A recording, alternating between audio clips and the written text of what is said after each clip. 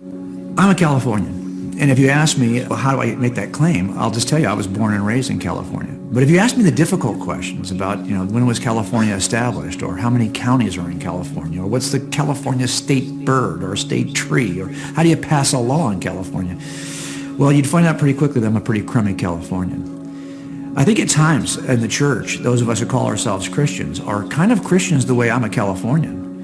We were born and raised here, and you couldn't deny the fact we are Christians, but don't ask us too many important questions.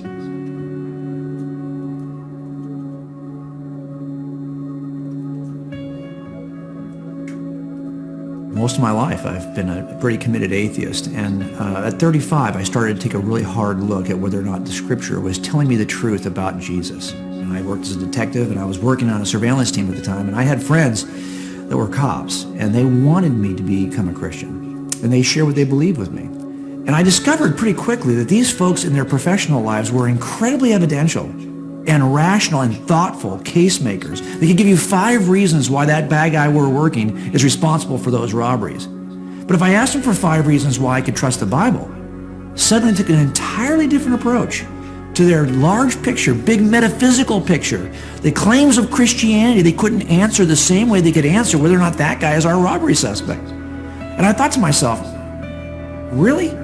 You want me as an atheist to jump from this kind of rational view of the world where I can make cases evidentially into a way of living in which I can't even use evidence? I don't even think of things that way anymore? I can't do it. I can't turn my brain off in order to join you. A number of years ago, I got called out to an officer-involved shooting scene. I was working on my homicide team, and sure enough, we have to investigate officer-involved shootings too. And when I got there, the officer explained to me how he got into a gun battle. He said he pulled over a car for drunk driving. And as he walked up in the car, he could smell alcohol coming out of the window. So he asked the driver of the car to get out of the car to do what he calls an FST. We all call it that. It's his field sobriety test. And as soon as the gentleman got out of the car, he wanted to conduct a routine pat-down search before he started the FST, just to make sure this guy's not carrying any weapons. But this guy was carrying a weapon. As a matter of fact, he had a .45 caliber handgun in his waistband underneath his shirt. This guy had just been released from jail for an assault. Now, as a parolee, he had a gun in his waistband. The officer, not knowing this, told him to turn around and face away from him so he could start the pat-down. The suspect in this case decided to make a decision. He knew that if he was caught with the gun in his waistband, he would do a year in jail, just for possession of the gun. So he had to make a decision that night about whether he was going to go back to jail for a year or kill the officer. So he turned around after facing away from the officer and turned around and faced the officer, only about maybe 5 feet apart, and he pointed his handgun directly at the officer. The officer was completely off guard.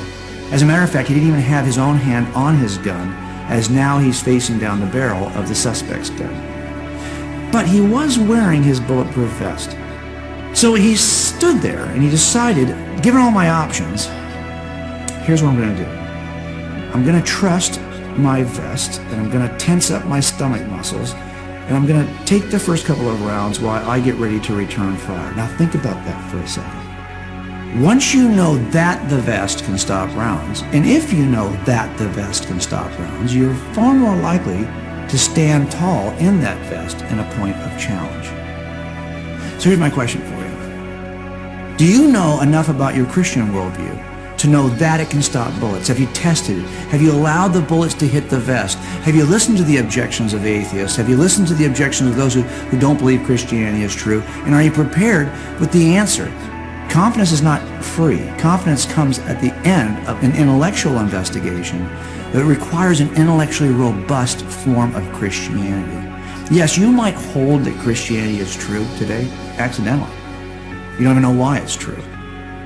But you don't have to hold it that way.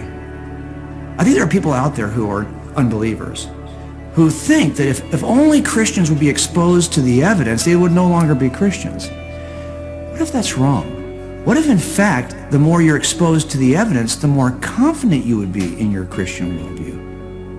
Look, I make no apology about being a Christian because I know I can dig as deep as I want into the evidence, and I'm not going to scare myself away from what I believe. I'm going to become more certain of what I believe. Don't be afraid to dig deep into the evidence because you'll have the same kind of confidence as a result of that investigation.